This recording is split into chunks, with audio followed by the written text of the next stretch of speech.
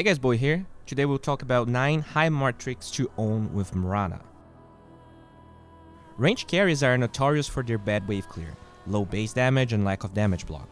Against these types of heroes, you can coordinate with your offlaner so that you take the range creep with arrow and push the wave as fast as possible, allowing you to harass Drow while she hopelessly tries to hit 2, doesn't really get CS. In this replay, not only Drow loses the first 12 wave creeps, she takes a lot of damage, doesn't get first blood, and even dies at the end.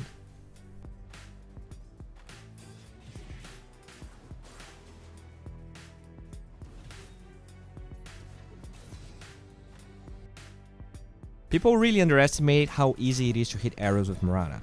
The reason players miss a lot of them is that they lack the understanding of how the enemy vision works. If you want to land good arrows, you want those that leave the enemy with the least amount of time to react. Here you can see a couple of examples.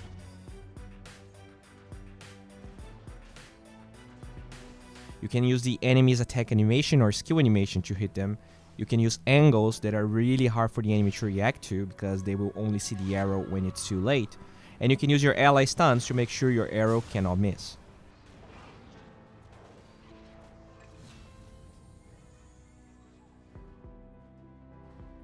In games you have a reliable stun like X marks the spot, GH got 3 points of arrow just to make sure every opportunity would become a kill in the enemy.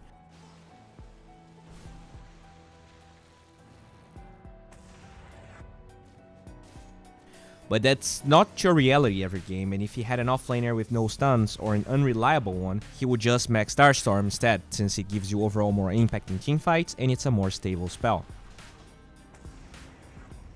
A lot of great arrows GH lands in his games comes from vision the enemy doesn't expect him to have.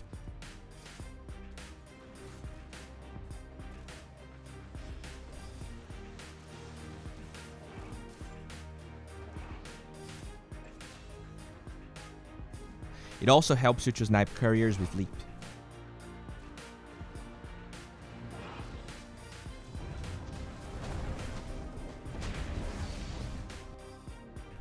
Mirana, especially on the Radiant side, can double stack and sometimes even triple stack if you have boots. In games your mid or off lane can benefit from it, you can try it out.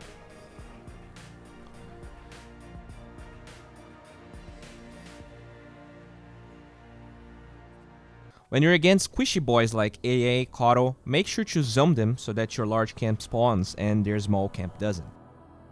By doing that, you make sure you can farm the large creep, and you can even pull without the support being able to deal with that pull since you're stronger than him, so you can just attack him if he tries and stop it.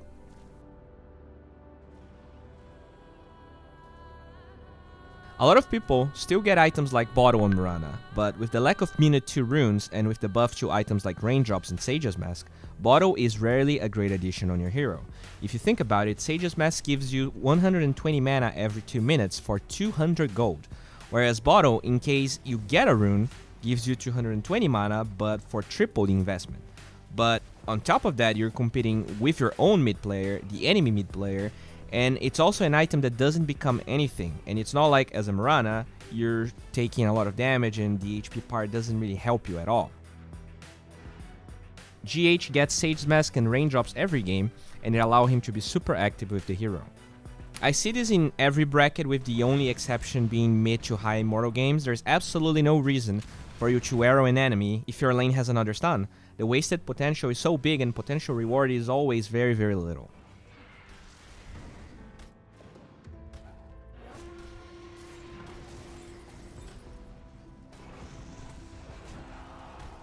In games you already secure your offlane and mid is not gankable, consider a rotation bottom.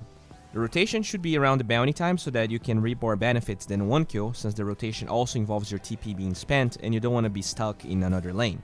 If you do this while you're already having wards in your inventory, you will fill me with pride.